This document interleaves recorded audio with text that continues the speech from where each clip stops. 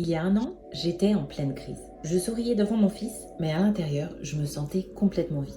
Je pensais qu'il avait besoin d'une maman parfaite. Spoiler alert, c'est le jour où j'ai arrêté de faire semblant que tout a changé pour lui et moi. Salut, c'est Letty et bienvenue sur ma chaîne Letty sans filtre. Ici, on parle reconstruction après une séparation sans bullshit. Si tu es maman solo, tu connais cette pression de devoir être forte tout le temps. Moi aussi, j'ai essayé et ça m'a presque détruite. Aujourd'hui, je te parle de cette prise de conscience qui m'a permis de faire tomber le masque et pourquoi ça a tout changé dans ma manière d'être mère. Surtout, reste bien jusqu'à la fin parce que je vais te partager la plus grosse leçon que j'ai tirée de cette période noire et qui pourrait te faire gagner des mois, voire des années sur ta guérison. Après mon divorce, j'ai activé le mode survie. Je voulais créer un cocon rassurant en lissant les douleurs et en gommant les mots.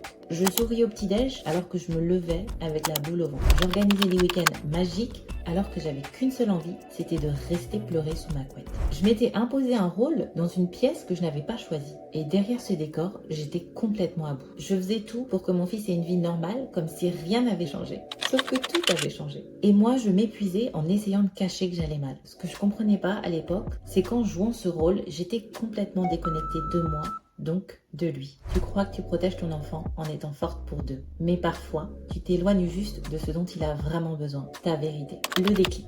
Alors, il s'est pas passé de drame, c'était juste pendant un moment plutôt ordinaire. J'étais au marché de Noël, il y avait des familles autour, on avait des guirlandes, la musique, le vin chaud, les rires, bref, l'ambiance de Noël. Et au milieu de tout ça, je me rappelle avoir eu un énorme pincement au cœur. J'avais les larmes qui avaient coulé à tout moment. Je me suis sentie extrêmement seule et je me suis sentie extrêmement triste. Grosse prise de conscience, je me suis rendu compte que j'étais en train de vivre un deuil. Le deuil d'un rêve, le deuil du futur que j'avais imaginé, le deuil d'avoir un jour une famille unie avec mon partenaire de l'époque. Et c'est ce moment qui m'a fait réaliser que je pouvais pas continuer comme ça. Immédiatement après, j'en ai parlé avec ma coach et pour la première fois, j'ai arrêté de faire semblant. D'ailleurs, si tu te reconnais dans ce que je viens de te partager, je te recommande l'épisode 30 sur le deuil amoureux. Tu le retrouveras ici ainsi qu'en barre de description. J'y décortique les 7 étapes à traverser pour pouvoir avancer sans te juger. Clique juste ici ou garde-la précieusement et regarde-la après cette vidéo.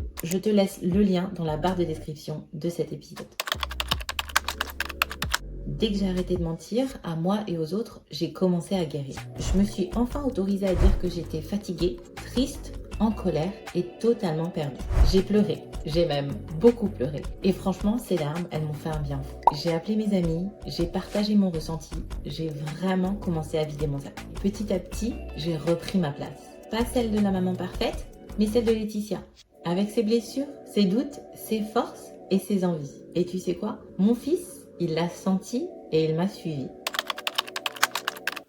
Ce que je redoutais le plus, c'était que ma tristesse et ma vulnérabilité puissent affecter mon enfant de manière négative. Mais en réalité, c'est ce qui nous a rapprochés. Il a vu une maman humaine, authentique, avec un très large panel d'émotions. Et ça a vraiment nourri et renforcé notre lien. Aujourd'hui, on rigole plus, on parle plus et on vit plus. Et ce que j'avais pris pour une faiblesse, c'était en fait ma force. Arrête de faire semblant. Ton enfant, il n'a pas besoin d'une super-héroïne. Il a besoin de toi, dans tes bons et dans tes mauvais jours, même dans cette phase de reconstruction. Et si tu veux aller encore plus loin, je te prépare une vidéo très spéciale avec 10 conseils pour t'épanouir en tant que maman solo. Un sujet que peu de gens osent aborder, mais ici, on va le faire ensemble. Si le lien ne s'affiche pas encore, surtout n'hésite pas à t'abonner à ma chaîne pour ne pas la rater. Je te remercie d'avoir écouté cet épisode jusqu'au bout.